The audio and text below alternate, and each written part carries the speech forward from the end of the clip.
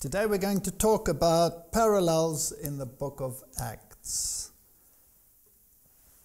Let us open with prayer. Heavenly Father, we are living in very troublous times, and your word is a lamp unto our feet. And so I pray that you will help us glean what we need to know for the times we are living in out of your word. In Jesus' name, amen.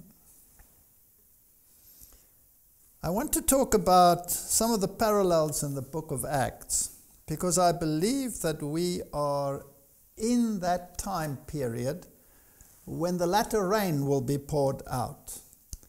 And the latter rain is very similar to the former rain, the early rain. Now, what were the conditions that prevailed in the time of the outpouring of the former rain?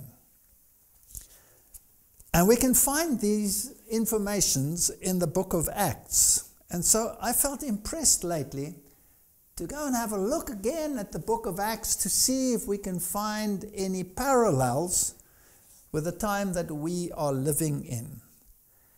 In Hebrews chapter 13, verse 8, we read that Jesus Christ is the same yesterday, today, and forever. And verse 9 says, "Be not carried about with diverse and strange doctrines, for it is a good thing that the heart be established with grace, not with meats which have not profited them, but have been occupied therein." In other words, don't eat food that doesn't have sustenance. Study the word and find out what is God's will for the time in which we are living. The war between Christ and Satan has been raging ever since sin popped up its head, raised its head in the courts of heaven. And if we do not understand world events in the light of the conflict that is raging between Christ and Belial, we will get lost in the maze of information out there. I would like to read you a quote which comes from the Spirit of Prophecy.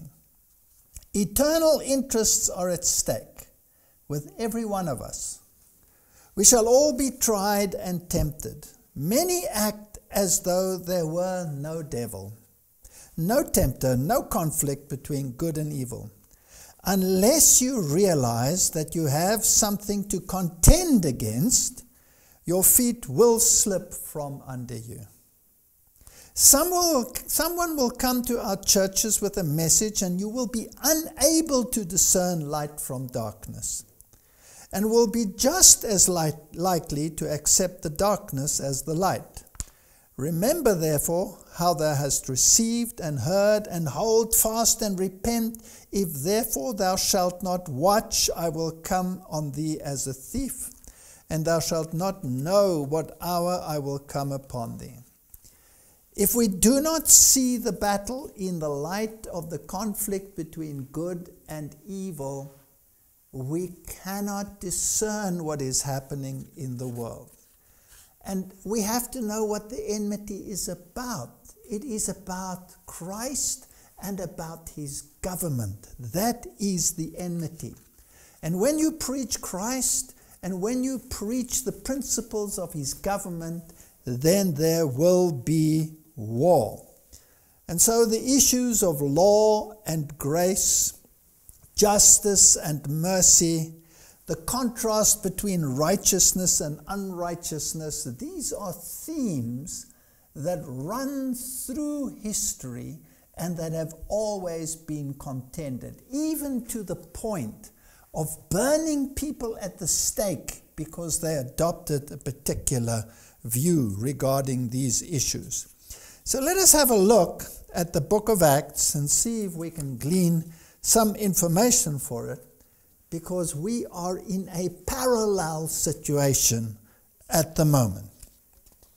What happened during Pentecost? Well, it was the outpouring of the Holy Spirit, and strange phenomena took place. People started speaking in tongues. But please remember that they were real tongues, they were real languages, te idia dialecto, in our own mother tongue. They heard the people proclaiming the great works of God. Acts chapter 2 verse 41 says, "And they that gladly received his word were baptized, and the same day there were added unto them about 3,000 souls." Paul had given a rousing speech, condemning them for their actions in that they nailed Jesus Christ to the cross. And they were cut to the heart. And in one day, 3,000 people were added to God's people. Now, we must remember that the gospel initially went only to the Jews. And this is a very important issue. If we read in Matthew chapter 10, verse 5, these 12 Jesus sent forth, when he sent forth the 12, and commanded them, saying, "Go not into the way of the Gentiles, and into any city of the Samaritans enter ye not, but go rather to the lost sheep of the house of Israel." And if we look later in the book of Acts, how did the disciples and the converts deal with this thing? Then we'll see that it says in Acts 11 verse 19, "Now they which were scattered abroad upon the persecution that arose about Stephen traveled as far as Phoenix and Cyprus and Antioch, preaching the word to none but the Jews alone." So the Jews knew about the Torah. They had the word of God. They understood the law. They understood the rituals that they were taught from childhood. Today we are in a different situation. Today people have lost sight of what the Bible teaches, and some people believe that all you need to know is that Jesus died for you and that he saved you. Yes, we do have to preach that. We have to preach righteousness by faith. But there's more to it. He's not only your Redeemer, he's also your King. And he has a government. He has a law. And Satan hates the precepts of God because it is the precepts of God that banned him from heaven, because he transgressed God's law. So now if we go through the various chapters in the book of Acts, we can find information about what we can expect in the times we are living in. We'll start with the stoning of Stephen, because this was the turning point. This is where the gospel herald went to the Gentiles after this great event. It was at that event that Saul was cut to the heart and called to be an apostle to the Gentiles. And Stephen made such a magnificent speech that they gnashed their teeth at him. They became so angry. What was it that he said that really irked them? Acts chapter 7 verse 35. He was comparing Moses with Jesus.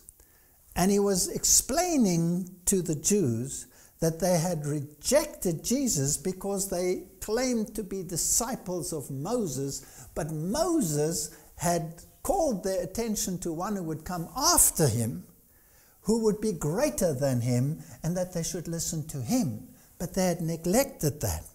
And so he makes this comparison. This Moses, whom they refused, even then, the Jews, the Israelites, saying, "Who made thee a ruler and a judge?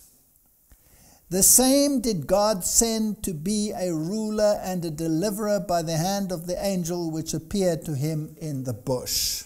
So the one whom they rejected when he interfered, when there was this battle or this argument between an Israelite and an Egyptian, they rejected him.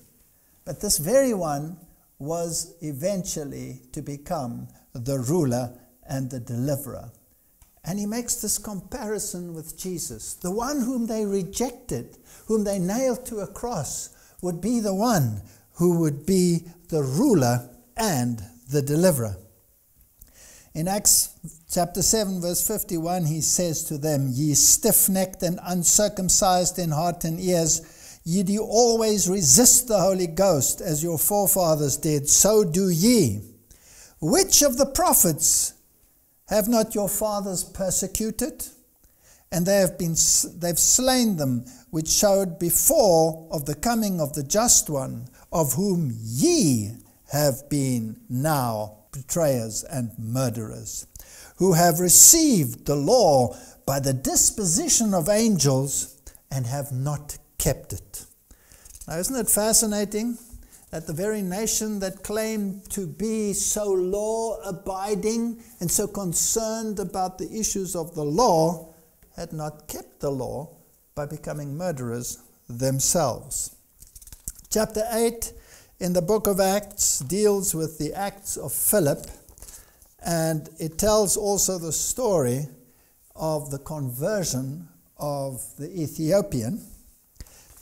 It also tells the story of Simon Magus. Now, this is an interesting twist, because Simon Magus was the one who thought he could purchase the Holy Spirit. And Peter, who was later introduced to that situation, condemned him for his simony, thinking that he could buy the power of God. Now, it's interesting that this very Simon Magus became sorcerer to the Emperor Nero. And some say that he became the Petra, the Simon Petra, Simon the Rock. So the one who was the sorcerer to Nero became the Simon Peter, if you were. But let's not go there. Let's continue. So in Acts chapter 9, we have the conversion of Saul. And it's interesting, we're not going to go into the conversion. He was on his way to persecute God's people. And he has this vision of Jesus Christ, and he's blinded. And it's very important that Jesus didn't just give him his commission, but sent him to go and wait in a particular place until he should be told what he should do. And then the Lord appeared to Ananias and told him that Saul was praying and that he should go and open his eyes. And he was horrified. And he argued with God and said, "Do you know what this person has done?" But the Lord said unto him, "Go thy way, for he is a chosen vessel unto me to bear my name before the Gentiles and kings and the children of Israel." So when the Jews rejected the gospel herald by killing Christ, their probation as the sole heralds of the gospel did not end. But when they stoned Stephen and attacked God's people, that's when their commission as being the herald for the gospel as a nation ended. Not for individuals, but for the nation. And the gospel went to the Gentiles.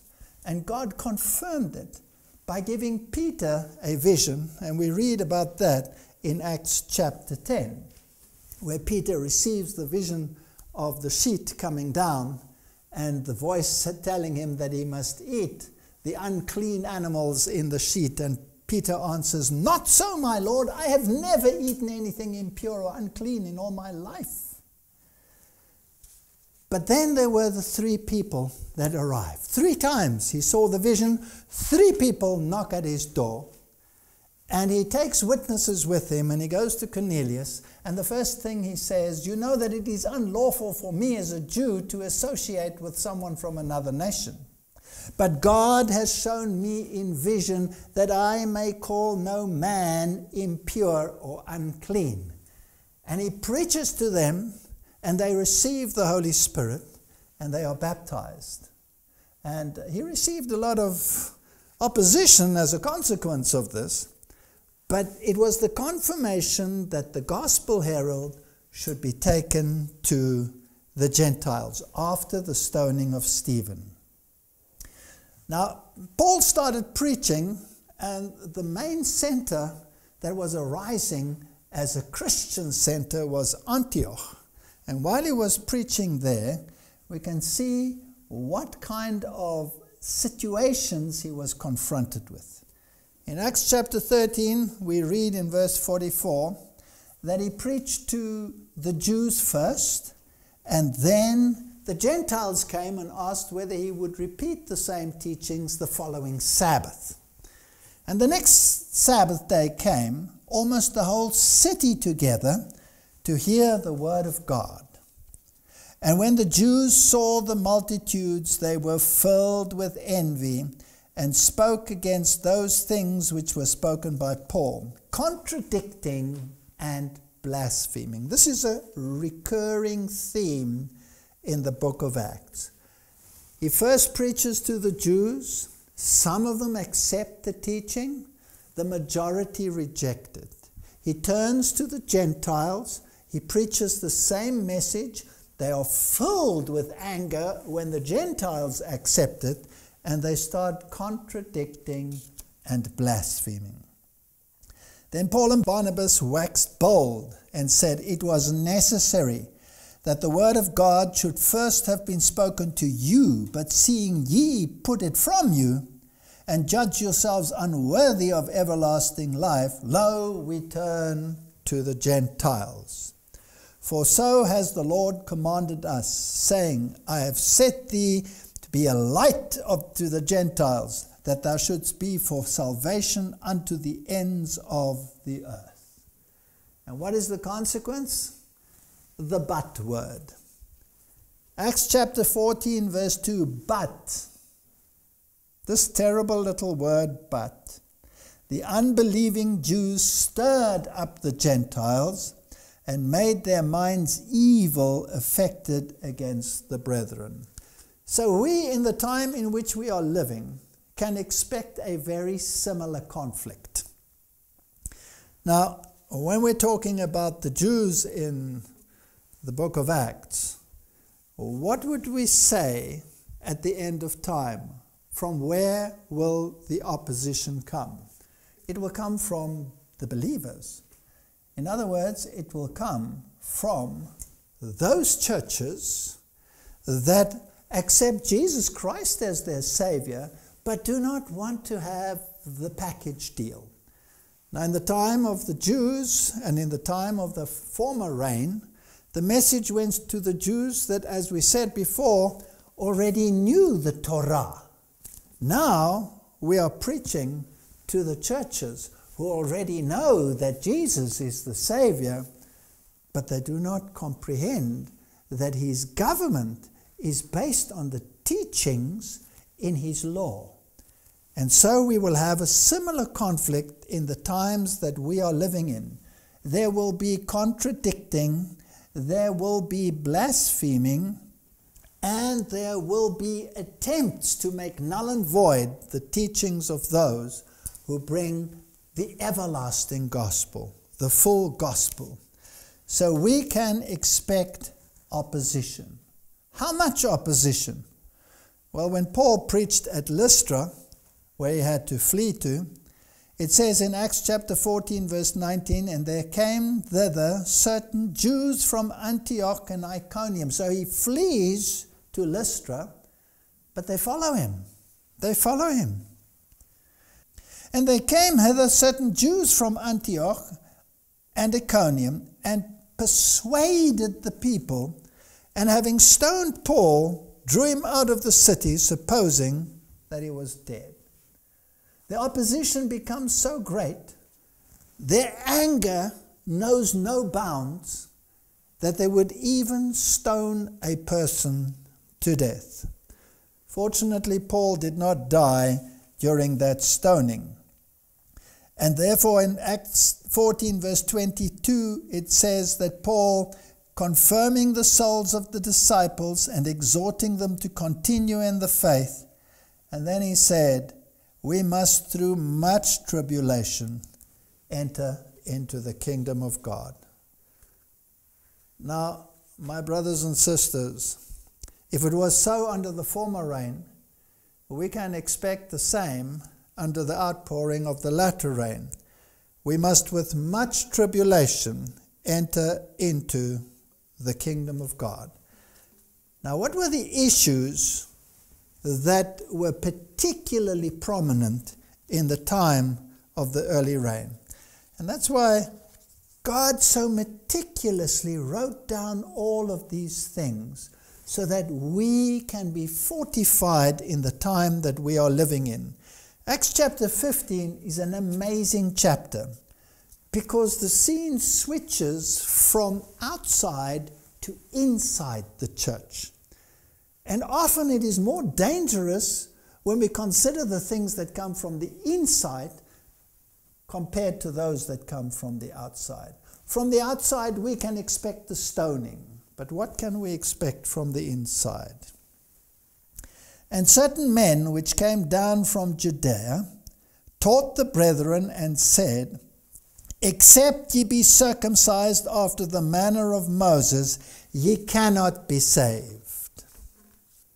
When therefore Paul and Barnabas had no small dissension and disputation with them, they determined that Paul and Barnabas and certain others of them should go up to Jerusalem unto the apostles and elders about this question.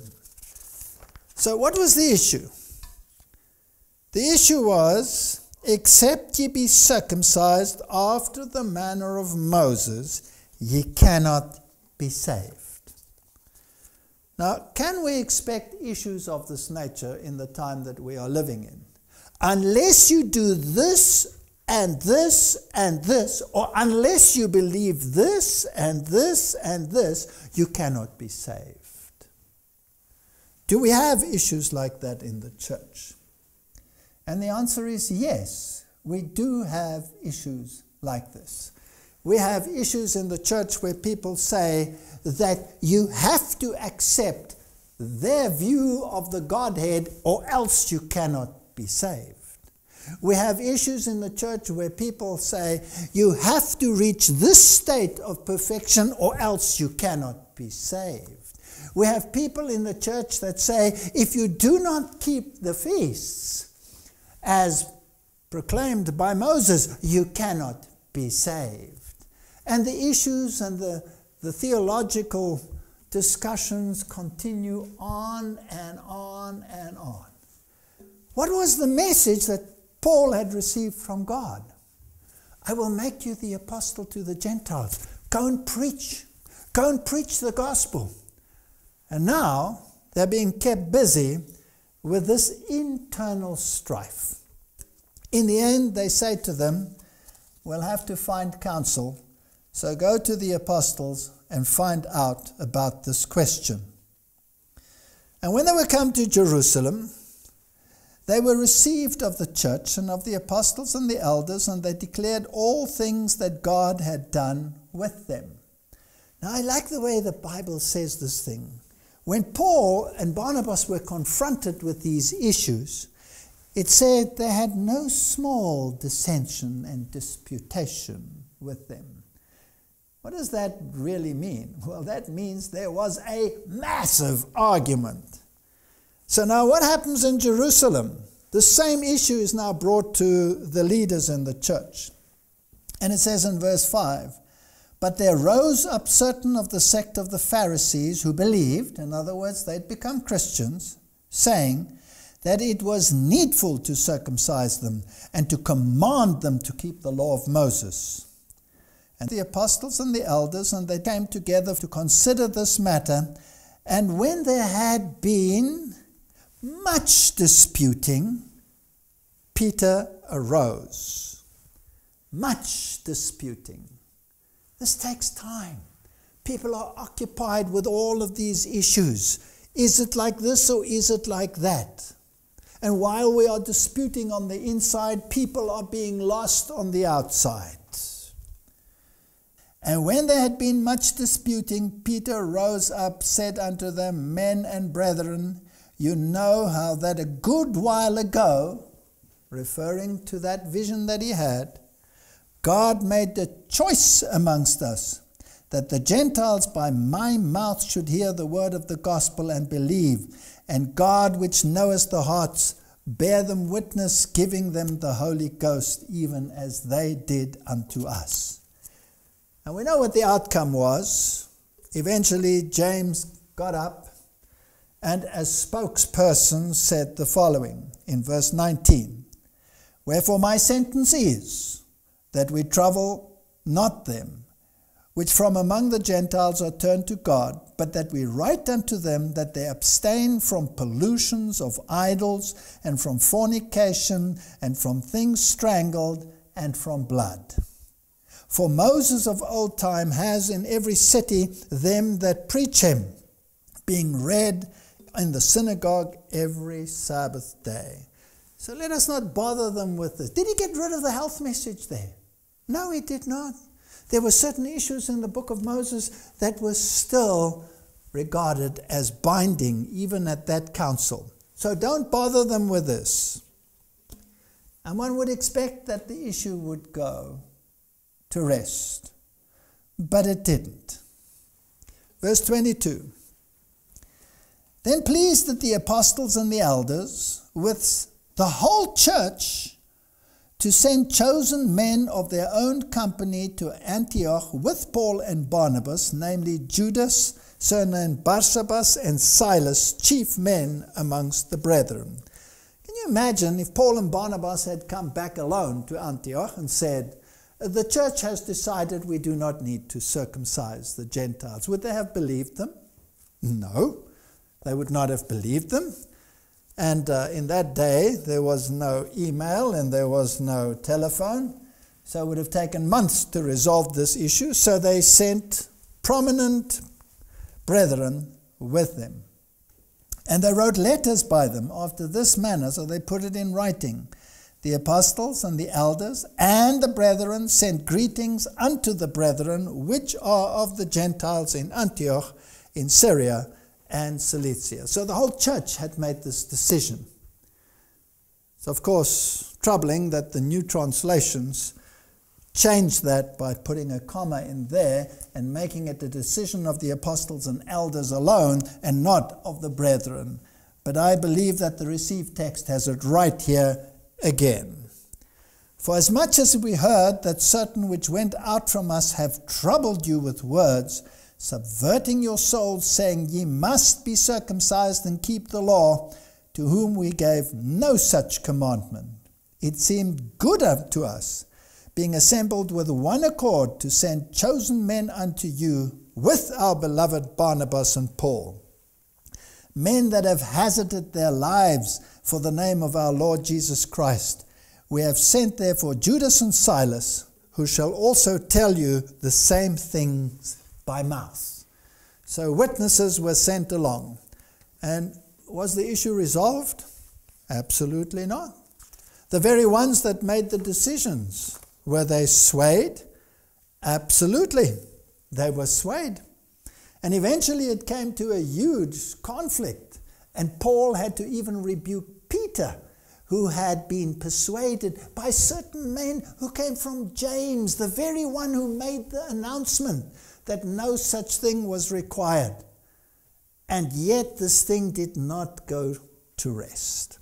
And we have the same situation in our churches today. We have issues where people say, unless you see it this way, exactly like we see it, you cannot be saved. And no matter how much you preach, and no matter how many councils sit and make decisions, the issue does not go away. And it is designed to keep us from preaching the three angels' messages to the world. We must expect it from within, but we should not, according to the light that we have here, become so involved that God's message is prevented from going to the world. It's interesting that this breakup that came between Paul and Barnabas eventually led to the fact that Paul took Silas with him and Barnabas took Mark, over who the issue was in the first place, and actually now there were two teams. So God doubled up the work, which was a way of dealing with this issue. Now what happened as Paul and Silas went and preached the gospel in the various places that they went to? Again, we find an interesting story. For example, Acts 15 verse 39, when the contention between Paul and Barnabas became very great and very sharp between them, that they departed asunder, one from the other, and so Barnabas took Mark and sailed to Cyprus. And it's interesting that when Paul comes to the place where he is going to preach, he finds a man there whose mother is a Jewess and his father is a Greek, namely Timothy. And what does Paul do? It's interesting that Paul takes Timothy and circumcises him. Now, isn't that amazing? The very Paul who had such a sharp contention with those who came and said that you have to be circumcised, that went to the council and came back with a message that it wasn't necessary, for the sake of appearance, has Timothy circumcised. We must learn from these things. Acts chapter 16 verse 19 tells the story in the same place where this woman who had a spirit of divination follows Paul and says, these people are from God. They're speaking the very oracles of God. And Paul looks at her and he rebukes her because he realized that her spirit was not right. And when her masters saw that the hope of their gains was gone because the spirit left her, they caught Paul and Silas and drew them into the marketplace unto the rulers, and brought them to the magistrates, saying, these men, being Jews, do exceedingly trouble the city, and teach customs which are not lawful for us to receive, neither to observe, being Romans. Can we expect similar things in the time that we are living in? When we are confronted with these people with strange spirits who seem to be preaching the gospel with power, when they are rebuked, that the anger is aroused and people drag them before the magistrates and say, these people are teaching contrary to our customs and they are not lawful for us to receive. I believe we are going to have situations like that more and more. And the multitudes rose up together against them. And the magistrates rent off their clothes and commanded to beat them. And when they had laid many stripes upon them, they cast them into prison, charging the jailer to keep them safely. Now, imagine in our time that we should preach, let's say, a sermon on the Sabbath, and say that those who are calling upon God and are performing miracles of divination and are receiving visions from God constantly. We just have to look at the internet to see what the mega preachers in the world are doing today and how they are constantly saying that they have a message from God and how they are preaching and how thousands flock to their services and the money rolls in. And here people say, if you do not act in accordance with God's commandments, then the Spirit is not from God. And what if we should start preaching, Sabbath is the seventh day and is the Sabbath of the Lord, not the first day of the week? And what if that should become law? Wouldn't they then say exactly the same thing? Wouldn't they say these people teach customs which are not lawful for us to receive, neither to observe, being Romans? I find it interesting that in this coronavirus situation that we are in, with the total economic collapse of many, many nations, that they are saying we have to make up the time. We have to introduce a 6-day work week. And then people stand up and say, excuse me, we cannot go along with that because the seventh day is the Sabbath of the Lord your God. Wouldn't the people say that these people are teaching things which are against the law and against what the governments are introducing to save us from the situation we are in? I expect that these very same things will happen to us. And it's interesting, as they sat there in the jail, after having received the stripes, Acts 25 says, "And at midnight Paul and Silas prayed and sang praises unto God, and the prisoners heard them." This midnight concept is a recurring theme throughout the Bible. It is that last moment, and we are living in the midnight of this world, and we can expect the very same issues that affected the disciples. It was at midnight that the Lord smote the firstborn at Egypt. This midnight theme is a constant one. Samson lay till midnight, and arose at midnight, and took the doors of the gate of the city and the 2 posts, and went away with them, bar and all, and put them upon his shoulders, and carried them to the top of the hill. We read in Judges 16:3. It is the midnight judgment. The gate stood for judgment, and he put the judgment herald on top of the hill. We are living in the time of judgment. We have to take the bars of the gates. We have to carry them up onto a hill for all to see. We must plant them on top of a hill and say there will be a judgment, and God will judge the people, and the judgment will be according to the law of God. At midnight the cry was made, "Behold, the bridegroom cometh." We are living in exactly that period of time. Acts chapter 17 tells of Paul's experience in Thessalonica. And then again we have this but theme. "And some of the Jews that he preached to believed, and consorted with Paul and Silas, and of the devout Greeks a great multitude, and of the chief women not a few. But the Jews, which believed not, moved with envy, took unto them certain lured fellows of the baser sort, and gathered a company, and set all the city in uproar, and assaulted the house of Jason." They couldn't get hold of poor Paul, so they got hold of Jason, who had received him, and sought to bring him out to the people. And when they found them not, they drew Jason and certain brethren unto the rulers of the city, crying, "These that have turned the world upside down are come hither, whom Jason has received, and these also do contrary to the decrees of Caesar, saying that there is another king, one Jesus." Do you think we're going to have this clash between Caesar and Jesus? Absolutely. Caesar has a law. Who is Caesar? What was his title? Wasn't his title Pontifex Maximus? Well, who bears that title today? Isn't it the Pope in Rome?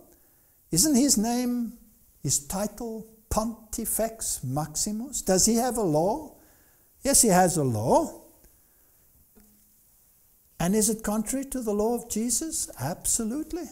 Jesus has a law. It's called the 10 Commandments, which Rome has changed. And so we're going to have exactly the same situation. They troubled the people and the rulers because the decrees of the Caesar differed from the teaching of Paul. We're going to have exactly the same situation in our time.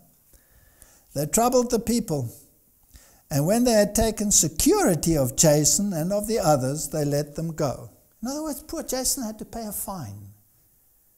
It's interesting that many governments have said that if you criticize their methodology, you will be fined or imprisoned. We are heading for exactly the same situation. The rest of chapter 17 accounts Paul's teachings in Athens. We don't have to go there.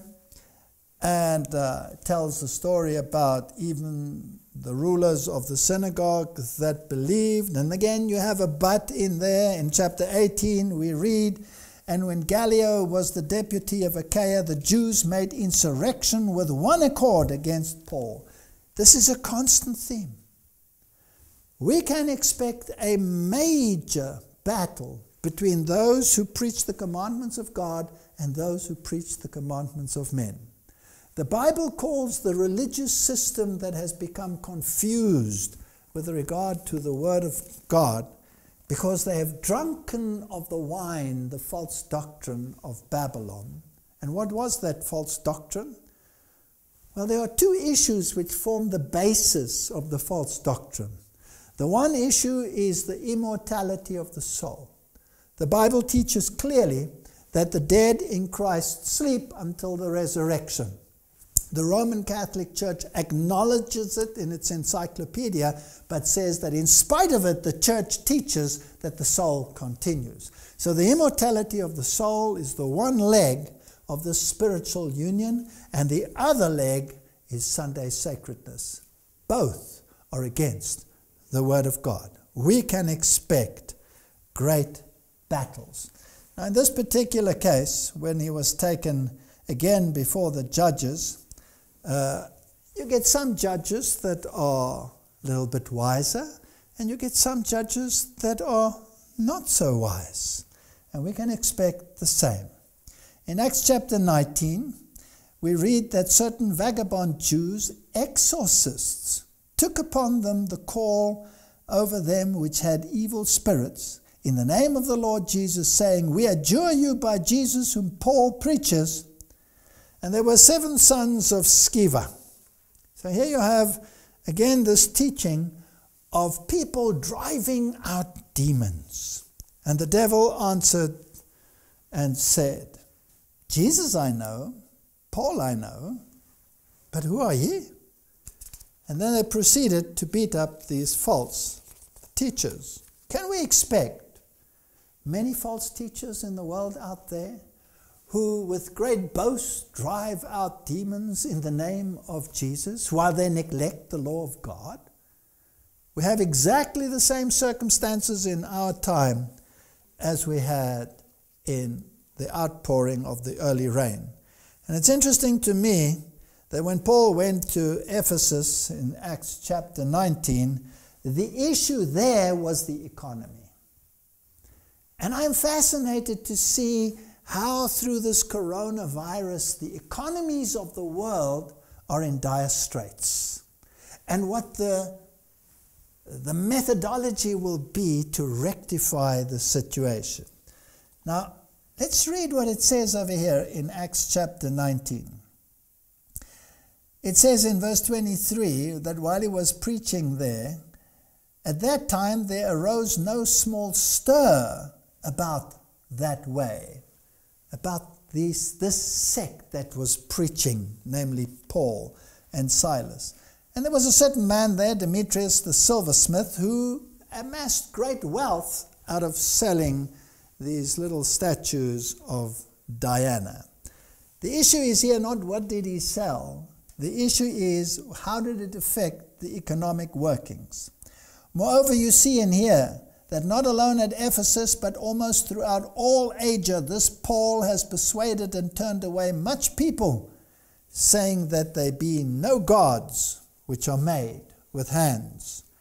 And that not only this our craft is in danger to be set at naught, but also that the temple of the great goddess Diana should be despised, and her magnificence should be destroyed from all Asia, and the world worshippeth. So this female deity was not to be touched, and the economy was not to be disturbed. Do we have a female deity that everybody worships in the time that we live in? Absolutely. And I'm not referring to the Mary of the Roman Catholic system. I'm referring to Mother Earth, Mother Gaia, who is bleeding and is suffering and who needs the support of humanity. And these people that are preaching about the law of God and the Sabbath, won't they be hurting Mother Earth when everybody has agreed to keep Sunday, to give the earth a rest, according to Laudato Si, the papal encyclical? Aren't we going to have these same issues repeating themselves? Aren't people going to say, you people are against the environment, you people are against Mother Earth, you will be responsible for desecrating her name. And what about our economy? I believe that these issues are upon us. After these events, we read in chapter 20 how Paul is on his way to Jerusalem. And he's preaching in Troas. We know the story. And he preached after Sabbath because it was dark in the upper room. So it was after the Sabbath on the first day of the week. And he preached until midnight. And he probably preached as long as I did. So poor Eutychus fell out of the window and had to be resurrected.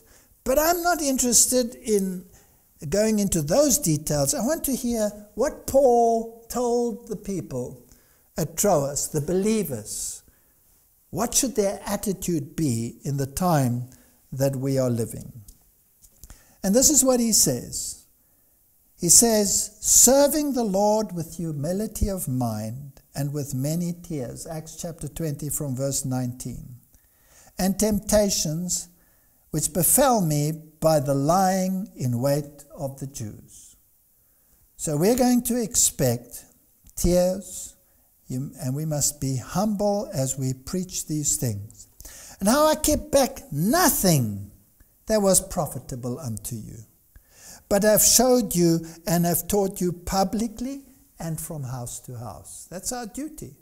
We have to preach publicly, and we have to preach from house to house, testifying both to the Jews and to the Greeks. We must preach to the churches, and we must preach to the world. Repentance towards God. What does it mean to repent? It means to turn from your evil ways, out of being in disharmony with God's precepts to coming into harmony with his precepts. Knowing the things that shall befall me there, as he speaks about Jerusalem. Then he says in verse 24, but none of these things move me, neither count I my life dear unto myself, so that I might finish the course with joy, and the ministry which I have received of the Lord Jesus, to testify the gospel of the grace of God. That should be our attitude. None of these things move me.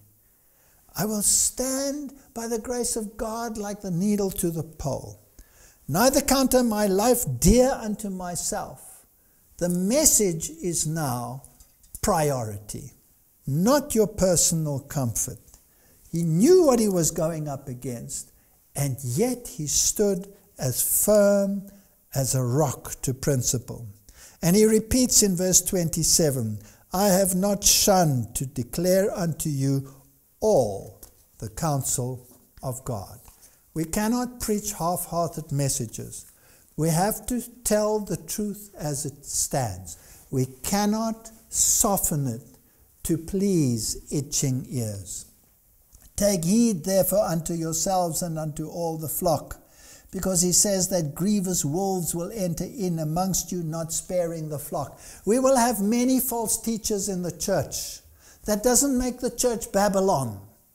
But we can expect false teachers in the church. To the law and to the testimony, if they speak not according to this word, they have no light in them. We have the filters. Use them. Speaking perverse things to draw disciples after them.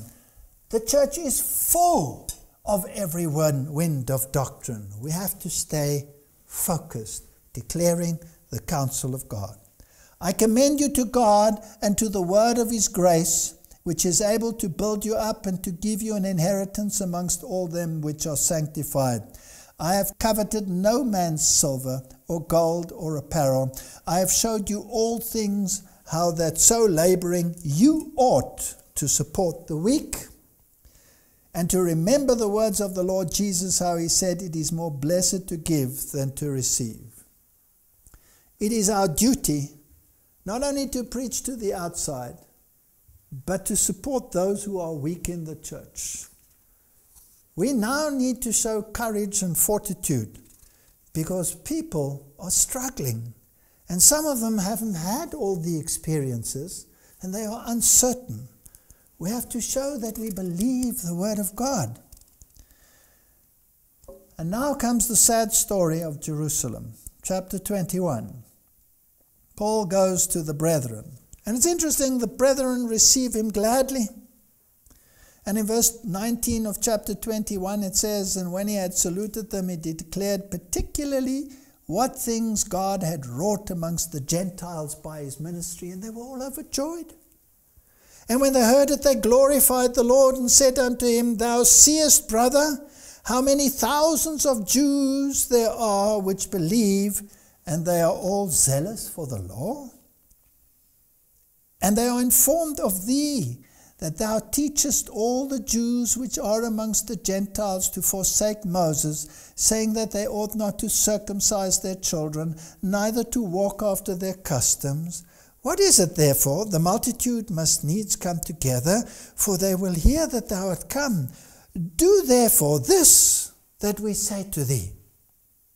We have 4 men which have a vow on them.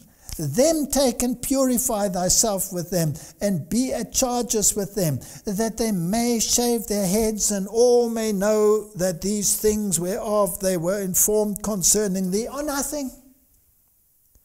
But thou that ourselves also walkest orderly, and keepest the law." So it says in verse 26, "Then Paul took the men, and the next day, purifying himself with them, entered into the temple." There is always this fear of what the others may think. You cannot be so direct. You cannot preach like you are preaching. We have to take the others into account. We have to make a compromise. Show them that we are in solidarity with them. It sounds so ecumenical. But in the end, it leads to death. Paul should not have listened to that advice. But he did. In fact, he also circumcised Timothy.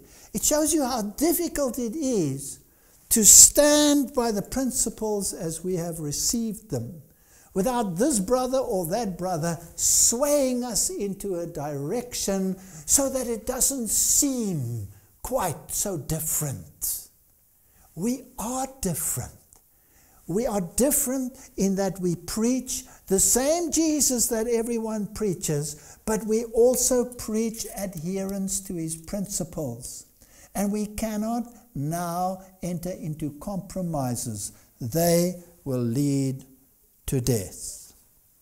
We know what happened. Acts chapter 21 verse 30. "And all the city was moved." It's interesting that it says the city when it refers to Jerusalem. There's another city today which is on a hill, and it's called Babylon the Great. And it sits on 7 hills. "And all the city was moved, and the people ran together, and they took Paul and drew him out of the temple. And forthwith the doors were shut, and they went about to kill him." We can expect the same. We have to be very close to God. No compromise. Those people who believe that by compromising their actions, that they will get off lightly are making a mistake. You will not get off lightly. You will get off worse. Stick to the principle and have God be your protector.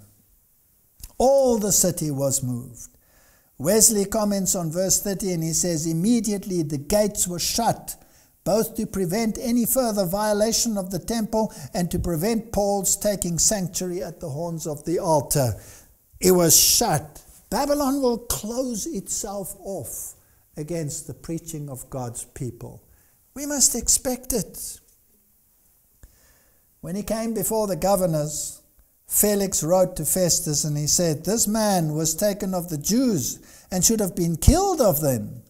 Then came I with my army and he rescued them, having understood that he was a Roman. And when I would have known the cause whereof they accused him, I brought him forth unto the council, whom I perceived to be accused of questions of their law." We will be accused of questions of the law.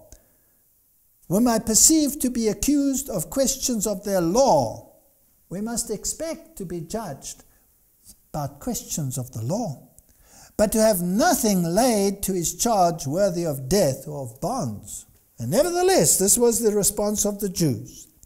For we have found this man a pestilent man, a pestilent fellow, a mover of sedition, and he's doing it throughout the world, and a ringleader of the sect of the Nazarenes. And they have profaned the temple, and we have to judge him according to our law. We'll have the same situation at the end. They will judge us according to their law. But what about God's law? What about God's law? Paul's response should be our response. Verse 11. Because that thou mayest understand that there are yet but 12 days since I went up to Jerusalem for to worship. And they neither found me in the temple disputing with any man, neither raising up the people, neither in the synagogue nor in the city, neither can they prove the things whereof they now accuse me. But this I confess unto thee, that after the way which they call heresy, and we did a whole sermon on that called Bookends, so worship I the God of my fathers, believing all things which are written in the law and in the prophets. How many churches today that are in Babylonian confusion can say that they believe all things in this book, from the creation account all the way through to a universal flood, all the way through to all of the issues that are written in this book, which so many claim are fables and conjectures while they call themselves Christians. I want to end with what happened finally. We know that Paul was sent to Rome. And I did a whole lecture series on this issue, and it was called Crete to Malta. If some would like to look at that link again, Crete to Malta. But Acts chapter 27 is what we can expect will be the outcome of this great conflict that we are in, and that is now coming to a head. Verse 14, but not long after, while he was on this ship, there arose against it a tempestuous wind called Euroclydon. And there stood by this night the angel of God, whose I am and whom I serve. So the people were in disarray, they were afraid, and Paul tells them an angel had appeared to him that night on the ship, saying, Fear not, Paul, thou must be brought before Caesar. And lo, God has given thee all them that sail with thee. We will appear before the courts of this world. We will be brought before Caesar. We will come into conflict with the law of Caesar. Wherefore, sirs, be of good cheer, for I believe God, that it shall be even as it was told me. Howbeit we must be cast upon a certain island. And when the 14th night was come, as we were driven up and down Adria, about midnight, there we have the midnight theme again, the shipmen deemed that they drew near to some country. And as the shipmen were about to flee out of the ship, when they had led down the boat into the sea under color, it's interesting, as though they would have cast anchors out of the foreship, Paul said to the centurion and to the soldiers, except these abide in the ship, you cannot be saved. I believe this is the final journey of the gospel ship. We are in a confrontation with the law of Caesar. And we're going to strike a certain island, and the island that he struck is Melita, which is the island of Malta. And we know that the Knights of Malta are the military arm of the Roman Catholic system. And it's interesting that we should strike against this military arm of Rome. There will be a confrontation. And what will be the outcome? Unless you stay on the ship, you cannot be saved. This gospel herald ship that brings the law and the testimony to the people in the world will have a conflict with the military powers of Rome. And falling into place where two seas met, they ran the ship aground, and the forepart stuck fast and remained unmovable. But the hinder part was broken with the violence of the waters. This ship's front, the front lines will be unmovable, and the back will break up. This is a fascinating story. And it broke up with the violence of the waves, where the seas met, where the nations met. It broke it up. And the soldiers' counsel was to kill the prisoners, lest any of them should swim out and escape. But the centurion, willing to save Paul, kept them from their purpose and commanded that they who could swim should cast themselves first into the sea and get to the land, and the rest some on boards and some on broken pieces of the ship. And so it came to pass that they escaped all safe to land. When this gospel ship strikes the opposition of this power that is contrary to the word of God and the laws of God, then the ship will break up. But we have to cling to the planks. The many organizations which together call themselves the church have to cling to the principles of the church. We are Seventh-day Adventists, and we will remain Seventh-day Adventists even if we cling to our little portion that survives the storm. And what happens then? Well, they come onto land. And when they were escaped, verse 28, they that knew that the island was called Melita, and the barbarous people showed us no little kindness, and they kindled a fire and received us every one because of the present rain and because of the cold. So here, when the ship is breaking up in the storm, after it crashes against this power, because of the issue of the law of God, and particularly the Sabbath Sunday issue, the ship breaks up, and the message is brought to a people while it is pouring with rain. What kind of rain are we referring to here in a spiritual sense?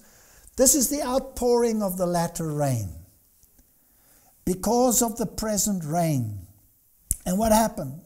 When Paul had gathered a bundle of sticks and laid them on the fire, there came a viper out of the heat and fastened onto his hand. We can expect the viper to come and fasten onto our hand. We can expect the workings of the devil.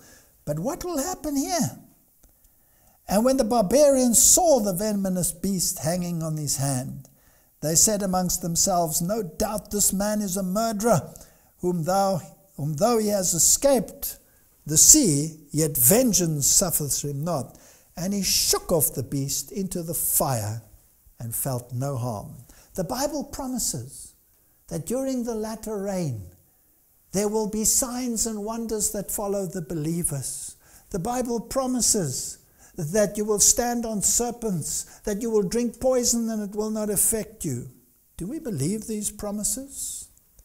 Miracles were wrought, and in the same quarters were possessions of the chief man of the island, whose name was Publius, who received us and lodged us 3 days courteously. And came to pass that the father of Publius lay sick with the fever and of a bloody flux, to whom Paul entered and prayed and laid his hands on him and healed him. And then it says also others which had diseases in the island came and were healed. Signs and wonders follow the believers, and they preach the final message under the outpouring of the latter rain. People are converted. People that were barbarous are converted and accept the gospel truth and join thousands in a day. So we can expect the same. Acts 28 verse 30 and 31 is what I wish to end with.